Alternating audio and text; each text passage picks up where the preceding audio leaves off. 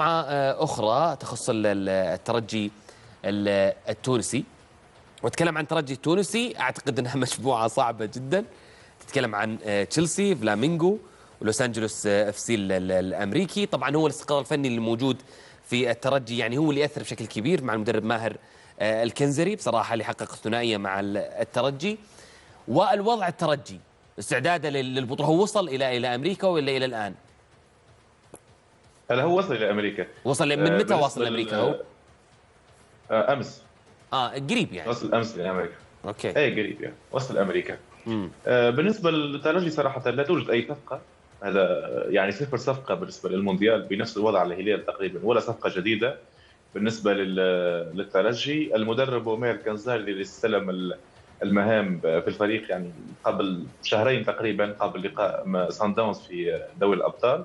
يعني هو اتى حديثا، ولكن على الاقل يعني لديه فتره توج مع الفريق بلقبي الدوري والكاس صح. بالنسبه للترجي التونسي. لكن المجموعه صعبه، مجموعه صعبه جدا. نتحدث عن تشيلسي والمرشح الاول للتاهل، اكيد. فلامينغو اعتقد هو المرشح الثاني للتاهل. الترجي لا يعتبر مرشحا من هذه المجموعه، برغم امنياتي ان يتاهل الترجي، ولكن اتكلم بواقعيه وبمنطق، لانه على المستوى الفني وعلى مستوى فارق الجوده وفارق اللاعبين هناك فوارق كبيره. حتى لوس انجلوس جالاكسي فريق قوي يمتلك لاعبين مثل هوغو لوريس وجيرو، لاعبين دوليين كانوا المنتخب الفرنسي، ليس بالفريق الهين. وتاهل يعني طبعا لوس انجلوس بعد انتهى في اللحظه الاخيره لهذه المجموعه. صح. ولكن في اعتقادي انه كما قلت، اتمنى الترجي ان يلعب دون ضغوط، يقدم ما عليه ويحاول ان يجتهد، ونامل ان يقدم مستوى جيد. ولكن كما قلت منطقيا تشيلسي وفلامينغو هم الاقرب للتاهل. طيب خلينا اخذ توقعاتكم. عبد الرحمن مجدي، مين تتوقع في مجموعه الترجي؟ فلامينغو، لوس انجلوس، وتشيلسي؟ يعني منطقيا تشيلسي وفلامينغو يعني صراحه. تشيلسي وفلامينغو. بندر؟ تشيلسي وفلامينغو، وان شاء الله يكون البلايلي رد في هذه البطوله، لاني صراحه احب اللاعب هذا واحب الترجي، اتمنى يتاهلون، لكن فلامينغو وتشيلسي اقرب. طيب عبد الرحمن؟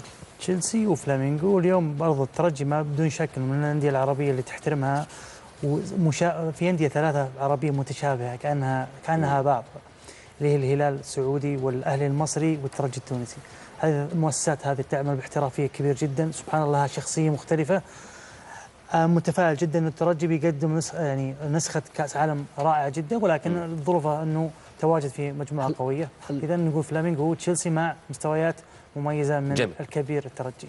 طيب ايش فيك بندر، ايش كنت تقول؟ خلاص كنت بسال السؤال بدي خفت احرجه. لا الترجي انا احب الترجي. عطنا خليك انا احب الترجي في تونس.